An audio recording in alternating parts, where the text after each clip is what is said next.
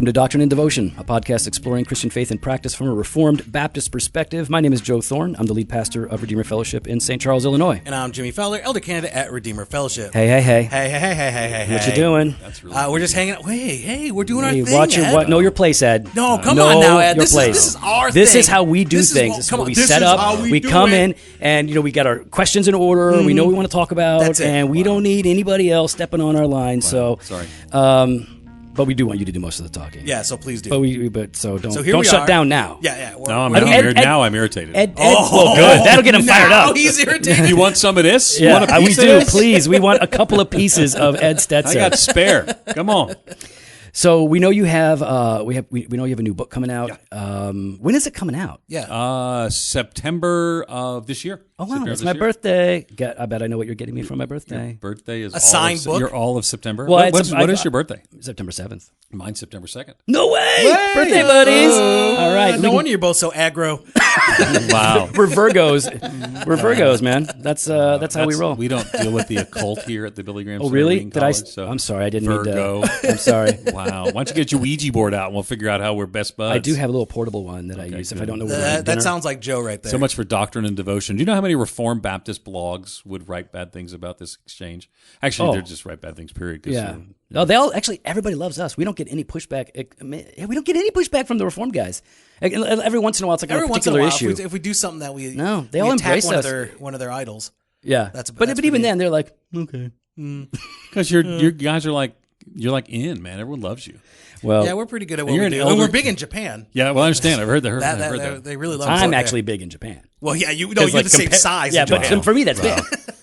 We don't talk about physical features in dismissive ways. Oh my gosh, college. is Wheaton a snowflake zone? Is that what it is? Goodness. Oh my gosh, it's a safe place. I'd like a safe place. 3 times you've corrected us. You don't even want to know. I just don't want to be on the same recording with you talking about the height of other peoples around the world. But anyway, okay. good. Some people are short. Lucky for you, you're 6 feet. Jews, Indians, and Japanese people are stereotypically short. They're generally short. Norwegian people are generally tall. That's just science. Right, so science, bro. For those that don't know, Ed, can you let us know what you do here? What do you do? I'm trying to decide. Are Jewish people? Are you saying that in general they're shorter? Is that some truth to that? Because I would agree with you that some people are shorter, but I don't. It's interesting. Okay, all right. Mm-hmm. I don't really know what to say. Google it. What I do here is I try to keep you guys out of trouble with things you say. Oh, thanks. Yeah, you should try to keep us out of here. Yeah, really, it's probably the safest thing to do. So no wonder you were calling us this morning. Maybe we don't need to meet here. Yeah, exactly. We go somewhere else outside of town. So anyway, I lead the Billy Graham Center here, and I hold the Billy Graham chair at Wheaton College, and we have lots of ministries, church planning think tank, rural ministry think tank, different think tanks, and prison ministry and more that we do here. So good stuff. Okay. Now, what's the name of your book that's coming out on cultural engagement? Well, it's specifically called Christians in the Age of Outrage, because it's kind of we're in a weird time right now. Yeah. A lot of people yelling and screaming, a lot of crazy. And from both sides, everybody's lost their mind. Yeah, it is true. And I think, people often say, well, we have an outlier president. Yeah, what do you mean? I think that certainly is probably. I'm trying to understand. What do you mean? Because this is a safe zone here. This is a safe zone, exactly. So you can't say you people? Yeah, you can't say you Not people. to him. Not to me, Ed. Jimmy's like almost Mexican. Almost. Yeah. He's half Guatemalan or something. It's the same thing. I was born in Texas. Okay, so near. Okay, near. But your mom is Guatemalan. My mom's Guatemalan. Okay. All right, continue, Ed. But your dad is super white. I'd like to just say that the Lord Jesus has changed my heart and taken away. Ed's regretting every moment taken away racism and yes. and all the isms. I hate racism. I like some of the isms are good. Yeah. Like regenerism. Calvinism. Is that a thing? You probably like Calvinism. Do you like Calvinism? Yeah, I do like Calvinism quite a bit. Okay, all right, so your book. So we just thought we would ask you a few questions to kind of get people interested in cultural engagement and how to navigate the volatile, hostile culture that we're in. Everybody's angry and people, they can't reason. I don't know what's going on. And I think that's worth noting is that there's sort of a sense when people are responding in one of different ways. Primarily 2 ways. One, they're just engaging in it. They're just all in yelling and screaming, and they're contributing to the age of outrage. So we actually see that. I mean, some Christians on social media are just crazy. And you can watch people and they're just filled with vitriol because they think that the way to move forward their agenda is to be louder, turn it up to 11 on the Spinal Tap speakers, and just kind of push through. And I think that has come because we've seen, here's the deal, we've seen that work politically. Yeah. We've seen that work. I mean, I remember reading a book years ago called Winning Through Intimidation. It's actually a real book on negotiating tactics. And I got to tell you, people see it and they get it. And so some Christians have decided we're going to win through intimidation. Yeah. We're going to push through. On the other hand, some Christians are sort of like keeping their head down in the basement. They're thinking this will pass. It's like a nuclear bomb, and let's wait till the radiation has passed. And they're kind of hiding in the basement, not just over issues of politics, but over other issues too. I mean, how do we address issues of same-sex marriage? How do we address issues of religious liberty? How do we address issues where we disagree, where our view is now the minority in the culture? So I think what you're finding is people are hiding out in the basement or yelling louder. And I think there's another way, and that is people who are discipled, people who are in church community that's showing what it looks like to live different for the gospel. I think it includes people who've learned to speak winsomely and well, and I think ultimately learned to be more known for love than they're discussed from people who disagree with them and more. So then, I mean, Ed, you just talked about discipling people, right? Yeah. And so everyone's on social media. A lot of our congregations are. So how do we disciple our congregations in their social media use, right? Like, at what level should pastors get involved and be aware of their congregation's time or use or what they're sharing online?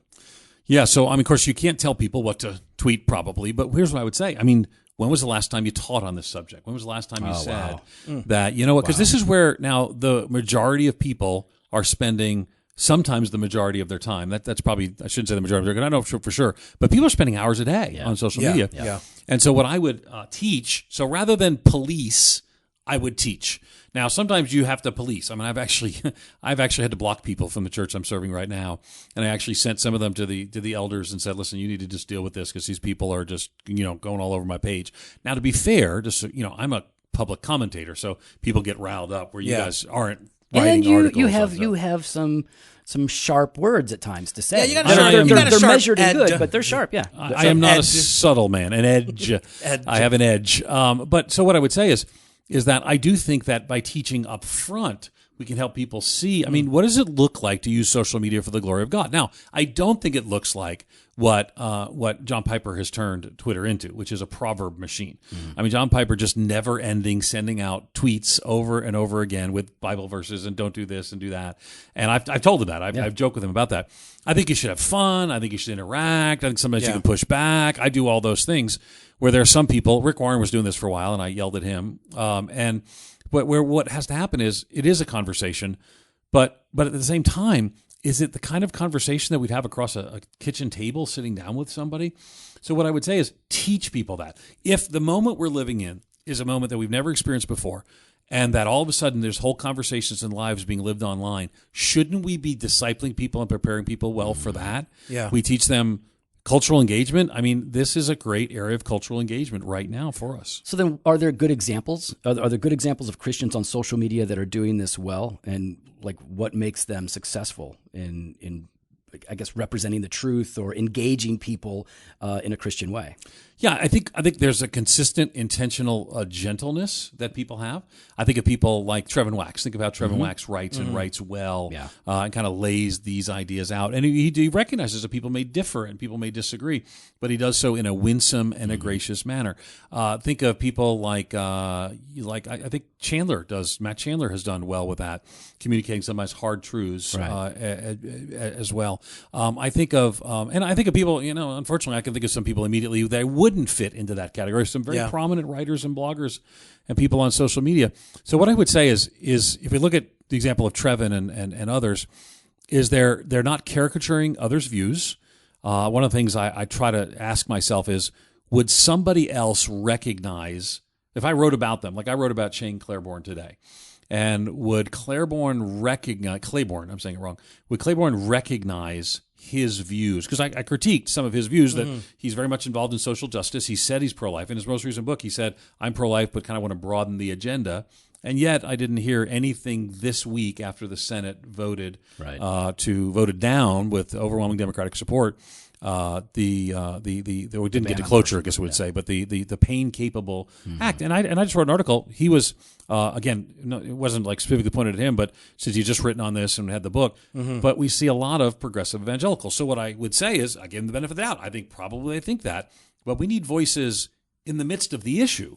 So if there's a bill, and I know he's very concerned and rightfully so about issues of poverty. Well, if there's I remember very loud and very clear that I didn't like the tax bill.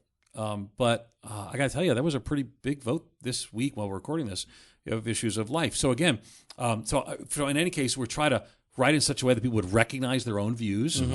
I always try to write. I wrote an article about how there's this idea that evangelicals were moving on same-sex marriage. So we're going to affirm that. Matthew Vines has sort of worked towards that, Brandon Robertson and others.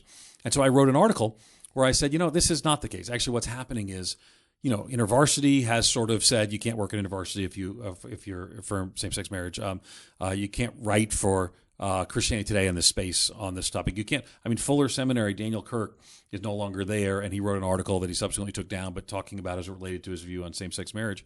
So what I wrote is, no, evangelicals are actually just clarifying what they've always believed. Well, I appreciated Matthew Vine's response. He said, because I wrote in there, I can see how that would be hard and hurtful if you were working for the change that I think Brandon and Matthew and others were doing.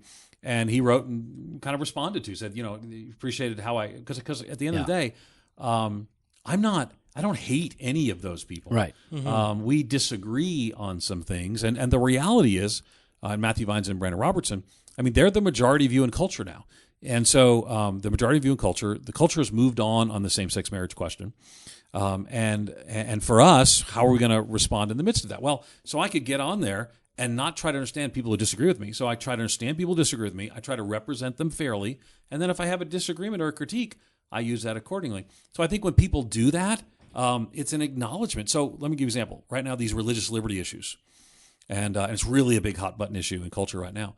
All right, so Wheaton College was in the middle of that. We sued the HHS over the Obamacare contraception mandate because of the abortifacient drugs and things of that sort.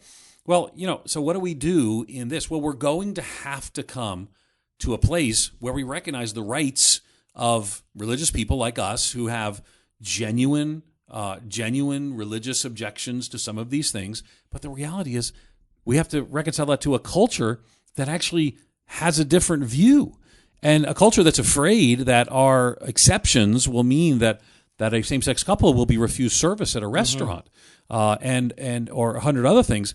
So I think for all of us, we need to recognize this is where compromise is going to come in too. We're going to have to come to a place where we acknowledge that we all got to share this space. And I think the Obama administration sort of overreached. I mean, when you're fighting consistently with the Little Sisters of the Poor about whether they should have contraception, that's an overreach. And I've actually Trump administration has made some different changes there that I find more to my liking. But at the same time, we got to make sure. For me, I want you to hear this. I want to make sure that that LGBT individuals don't end up in situations where they are unjustly targeted or bullied or more. So I think when we begin to think that way, that's a different way of thinking. That's more like Jesus. Do unto others as you would have them do unto you. And I think that's the moment that we're in. And so I think good writers and thinkers in that space are helping to think, what are the implications for others? It's so much of this driven by fear. Am I going to lose my space in culture? Am I going to lose my rights? And what I would say is fear. Okay, I get it. And fear wins elections. We've seen that. But what I would say is let's also drive it by the golden rule. How are we going to say, all right, we got to make sure your rights are also protected, but ours are as well. So the cake shop, that gets to the Supreme Court has to maybe be in that conversation, but so does the fact that nobody should be refused service at a restaurant because of their sexual identity or their same-sex in a same-sex marriage. Right. So I think that's in the journey we're on. It's a little bit tricky. So then how can churches use social media and all the technology that goes with that to engage their communities? Yeah, I think we see some already doing so. Actually, Steve McCoy, one of the things I liked about Steve, all of our mutual friend, is when he was in Woodstock, he was sort of the Woodstock guy. So he wasn't just social media. There's a thing it's called In South Florida. Whenever I'm at Christ Fellowship Miami, I see them tweeting, about businesses and then or activities, and then they're mentioning church, and we'll be at church this week and come to Christ Fellowship. So I think much like you engage a culture, you engage social media. You enter it, you inhabit it, and having inhabited it, you ultimately then speak within it, from it as part of a community. I don't know, if you guys are at There's Redeemer Fellowship.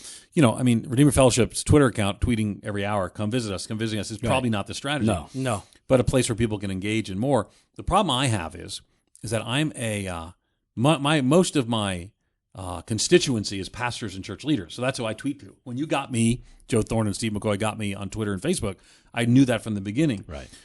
But if you're a pastor, I think your constituency is actually your community. Right. Yeah. Because my community is the pastors that I'm influencing or hopefully encouraging.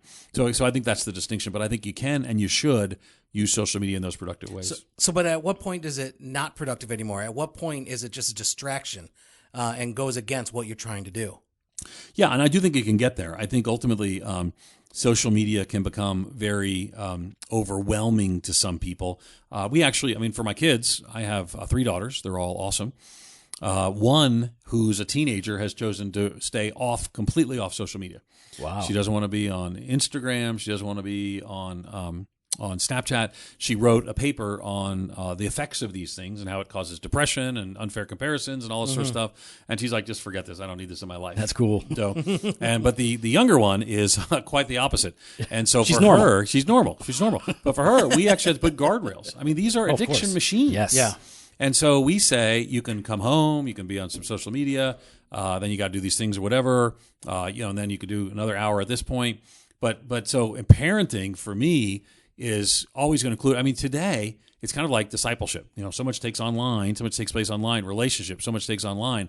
You got to disciple your kids online as well. I think that's a key thing. So then, specifically, what I'd like to know is in the church, though, for churches using social media, at what point is it counterproductive? At what point does that become a distraction? To the church itself? Yeah. Yeah. I think ultimately it can become an issue at any stage when it's sort of driven by social media. Now again, if it's evangelistic, if it's intentional, whatever else it may be, I think in all of those cases it can be good. But at the end of the day, we're not looking to gather community that's about electrons and avatars. We're gathering community that's about feet and faces.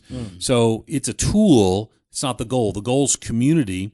Facebook isn't real community. It can come alongside to assist real community. But in the body of Christ, that countercultural moment is I'm looking at your ugly face and I'm saying, man, you need to work on this in your life. And you're speaking to my life saying, I got to work on this in my life. So I think social media, the whole Second Life idea, there's a whole program and whatever.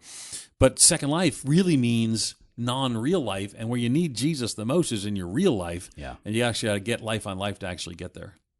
So with churches, some perhaps effectively using social media, Christians hopefully learning to do this better as they're engaging the culture, we see pastors, and leaders. You've mentioned a few already, like Trevin Wax as an author, Matt Chandler as a pastor.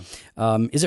How do you feel about pastors building their social media platform? And I don't even mean to say that in a way that would imply that in it's a negative sense, right? Because Jimmy and I have a social media platform, and we don't think it's a bad thing. But are there dangers with social media platforms for leaders and for pastors in particular? And if not, how is it useful in discipleship? Yeah, I think there are dangers, and I think ultimately, we've seen some of the ideas that people get their identity from that. It was about, a few years ago, I put out a tweet, and I said, from now on, I'm only going to measure my self-worth based upon how many people retweet or reply to my tweets, and I'm only going to reply to people that are important because they have enough Twitter followers. And I thought that was it's funny, evidently hilarious. Yes, but people were like, I can't believe you're doing that. You're such a jerk, et cetera, et cetera. So, and I think the reason they said such a thing is clearly there is enough people that actually would think that. And then as I responded, I saw people saying, well, actually, that's what we see. So particularly some famous Christians, they only respond to other famous Christians, not to the rabble, as the person said. Mm-hmm. And what I would say is I think that's not what we want to do. Is particularly if you're a pastor or a church leader or Christian, you want to engage in other people's communities as well. So, for example, and I'll just confess to you early on, I was on Facebook, and now I'm off Facebook as an individual user. So I was actually just come to a point where you have to get it's called a fan page. I don't really like that, but it's called a fan page. Because you get 5,000 friends, and you can't have any more. Yeah, exactly. It's a limit. Joe Thorne's got one. Joe Thorne's got a fan page. Yeah, he worked that in there. So what happened though was having the fan page. I actually one day was looking at it, and I was with someone named Lizette Beard. Some of you know Lizette. I know, yeah. And so I asked Lizette, I'm trying to figure it out. So how do I see what other people are saying? And of course, what she just thought was that I actually didn't know how to. The only thing I look is like people on my timeline. Well, I couldn't get off my fan page, and there wasn't a way to get right to because I don't follow people. I follow 3 people. I follow my daughters, and I don't even follow my wife on Facebook, but I follow my daughters so I know if they're posting anything there because that's being a parent. But the reality is, I mean, there was a sense. It was funny because she made fun of it for years. But the assumption was that the only way that I knew what was going on social media was people interacting with me, which actually wasn't true. But I think that's the case. So how do you, if you want to be effective on social media, don't just wait till people comment on your stuff. Right. And go comment on people's stuff. You got to engage. Yeah. And see when they share a joy in their family, when they've experienced a hardship. So that scroll through can be, an intentional thing. I don't do that because I don't have the same feature. Right. But for me, the way I do it, and I try to do it, is I was driving last night, and I forget where I was going. Where was I going? I was driving to Georgia, and I tweeted out, "Hey, if you're a small church pastor, you're under 100, send me a DM, and I'll call, I'll pray for you, I'll encourage you, or I'll give you advice."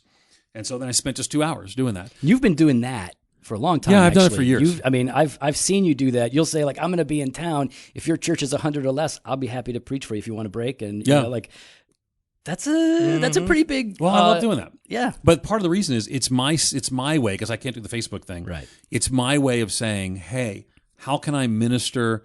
And I love it because just last night, I talked to a family, a woman, and their church. I'm trying to remember where it was, San Diego, and I can't remember her name. I feel terrible now.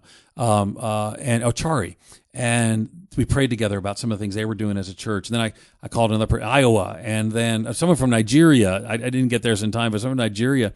But in doing so, it's the equivalent of turning technology from a distraction to a mission. Yeah. And so for me, and I had probably 15 people, and I couldn't get to them all, but I say that, and then I send notes to those I can't.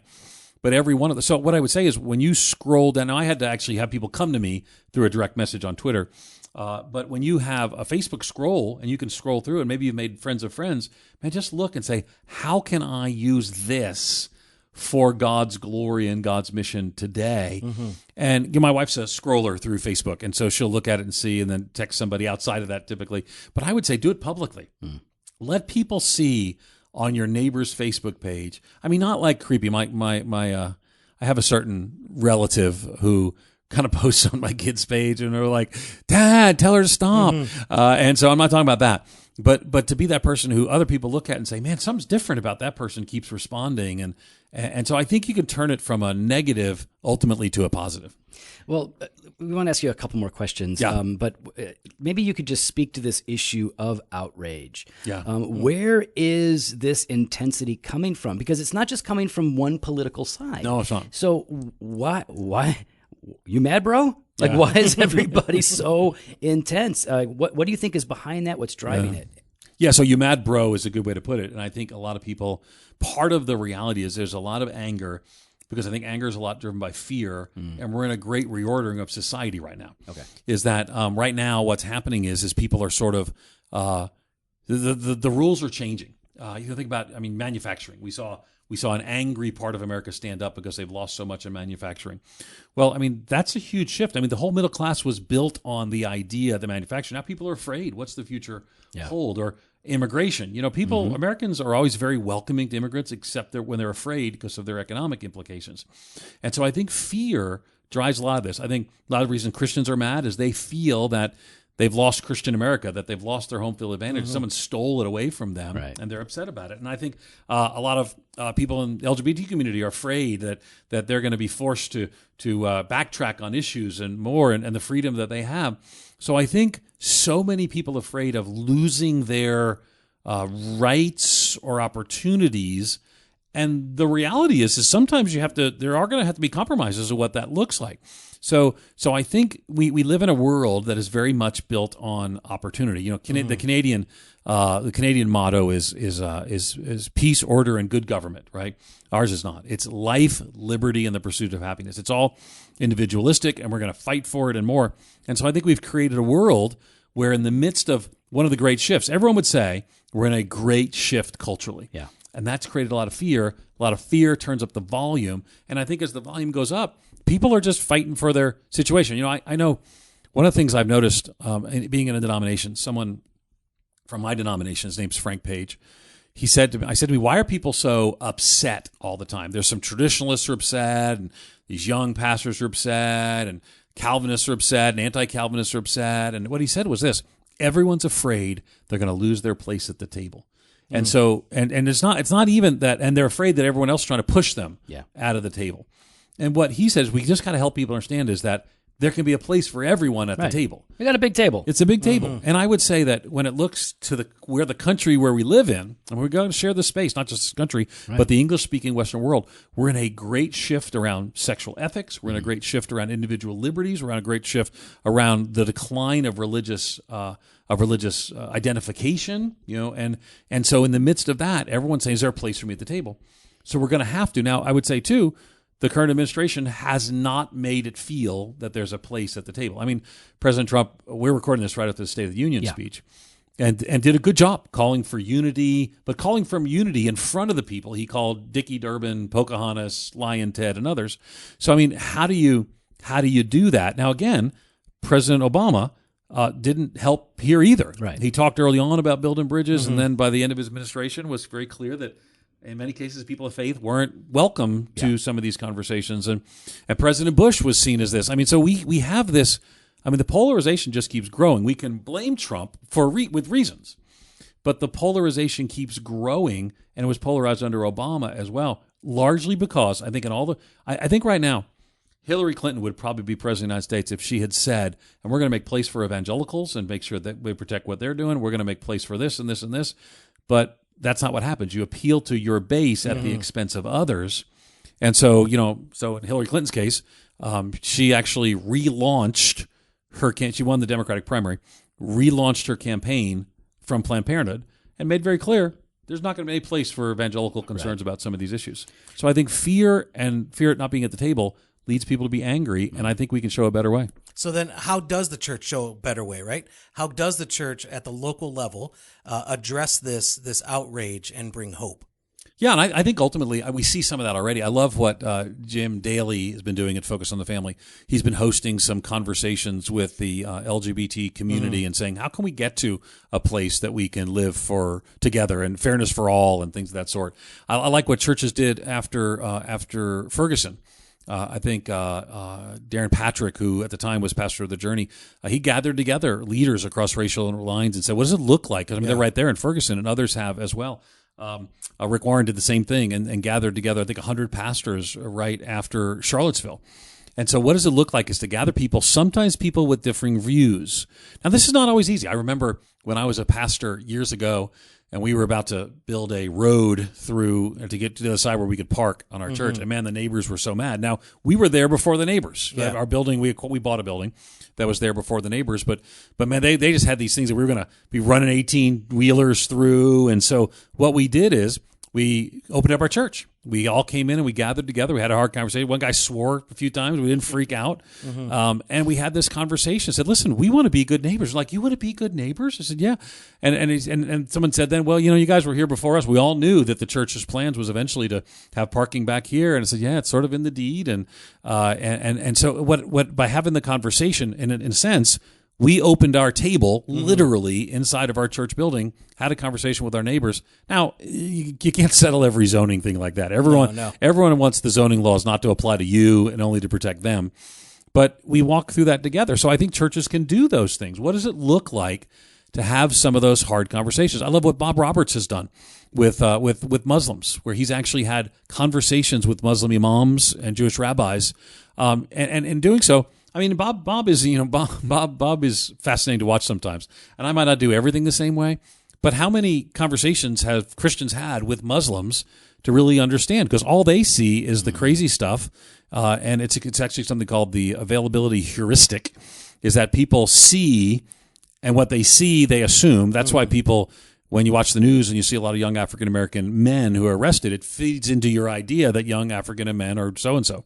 Right. And so the same thing with Muslims. So why not have that conversation? Yeah. So again, I think a key theme is setting the table, having conversations around that table with people who differ, having ground rules around that table, and doing so in a way that honors Christ. Even when there's hostility, even when there's suspicion, like how do you kind of go about that to address those on the front end? Well, I think that's part of where courage comes in. You really have to have courage to get through the age of outrage. And courage comes in when you're when you're willing to be the person to reach out to the person that you're not supposed to, right? Mm-hmm. But look at the life of Jesus. I mean, this is, how many times does Jesus have to poke people in the eye about Samaria? It's the good Samaritan. I mean, there's no one good from Samaria. This is the land you walked around because there are a bunch of liars and worship a wrong God and bad morality. So he talked about the Good Samaritan. He taught the woman at the well who was Samaritan. And then he says from Jerusalem, Judea to Samaria to the uttermost parts of the earth. So somebody has to go to the Samaritan, which is the person that your people don't like, that your community, that your table, if it was just by itself, that they wouldn't go to. And so then somebody in the way of Jesus goes out, builds that bridge, builds that relationship. And again, you'll find you get shot for that sometimes. Why are you having these conversations with these people? I mentioned Jim Daly earlier, and he got some heat for that. He's like, why are you meeting with these people? They want to wipe us out. They want to destroy us. And what Jim found is some of the leading LGBT activists, they weren't out to destroy anybody. They just didn't want to have their rights trampled on. Now, again, their rights and the level of their rights, we might disagree with how that impacts us. What does that mean at a Christian school when it comes to married housing? I mean, really, these are questions that you got to ask at a college. What does it mean in a Christian school for married housing? Well, LGBT advocates would say something different than you and I would say. But we're going to have to get to the place where we can have some of those conversations, which are not so easy, but are deeply necessary. Man, this is encouraging and exciting for us. This is stuff that we value. We're trying to figure it out. We're trying to figure out what does it mean to be a Christian today in the 21st century, this post-Christian context, whatever it is. And so I'm really eager to read your book. I'm really excited. Christians in the Age of Outrage. Yeah, now this will be out. This podcast will be out long before it is, but it'll come out in September. Great. And then we'll be doing maybe we'll do another podcast. Yeah, definitely. Yeah, can we do it at the cigar shop?